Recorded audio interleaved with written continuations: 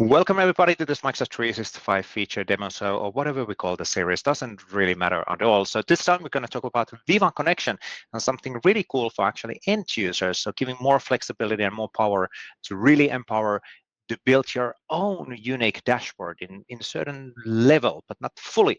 And we're going to explain and show that in practice together with Nancy. But before we go there and explain what was that all about and a lot of hand-waving, let's do the intro. So Nancy, who are you and what is your role within Microsoft?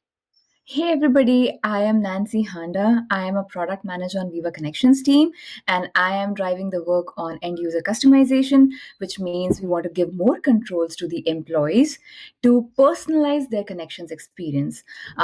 So far in the product, we've had some features which allowed employees or end users to be able to rearrange the dashboard cards, be able to show hide cards based on their preferences. So say I'm a remote employee, I don't think a cafe card is applicable for me, I can go and hide it. And if I think there are certain cards which are more applicable for me, I could change the order, place things according to my preferences. But that is not all. We heard the feedback. The biggest feedback we've been hearing from our customers is let us manage our own cards. Let us bring our own links to the dashboard. Can we create our own cards in addition to what the admin provides? So that's the feature we're going to talk about, and we're going to demo right in a few minutes from now. Yeah, so kind of a recapping what we were just saying there's the administrator defines the layout, and they can lock, of course, cards in the dashboard, and these are not, editable, all of that. But then this new feature gives the option for end users to add new cards on the dashboard. Is that correct? That is right. This is actually really cool. Let's jump on the live demo and have a look on it, so people understand more efficiently what are we actually discussing. And we'll come back on the discussion mode in a second as well. So let's transition on the right mode in here. Perfect. So for our demo, we're going to be using our internal Microsoft environment. So this is the connections experience that Microsoft employees typically use. We come back to it on a regular basis to catch up on our announcements, to catch up on important company news, and also all the important dashboard cards. So these are some of our internally developed inbox cards. We also have third-party developed cards. We have all the team's apps that an employee needs to access on a regular basis. So with that, let's get into customize mode. So as an employee, as end user, I have more controls now. I can go and click customize button, which I see on the top of my dashboard component. When I click on it, I have certain options. I can click on add a card. I have a single card option, which is quick links. We're working on adding more options of cards to this dashboard, but we're starting with the quick links card, which is the one we heard most feedback on. Yeah. I can change the title. I can say this is my links or whatever is the preferred title I want to pick. I can change the card size. I can also choose an image that works well for something that resonates more with my card. So, say we had the 50th Microsoft celebration. I want to pick that for my card. And I can add up to 20 links. The links that I need to navigate more frequently, I can add them to my card. So, for now, for the demo purpose, I'm just adding one card. Yep. I do that and I hit save. One thing to call out, I can also change the order of the card. I didn't do that in the first go. I would want to do that, so I'm hitting the customize mode. I want to bring this card, say on the second slot or say here. Here we go. Now it looks, when the dark line is there, you know that it's actually dropping there. Yep, now it's good. So I have it in the second slot. I wanted to have it show up here. The first card that I'm here that I have on my dashboard is also my own card. I can use a certain title, like I'm using my links to differentiate between the cards, and I can hit save.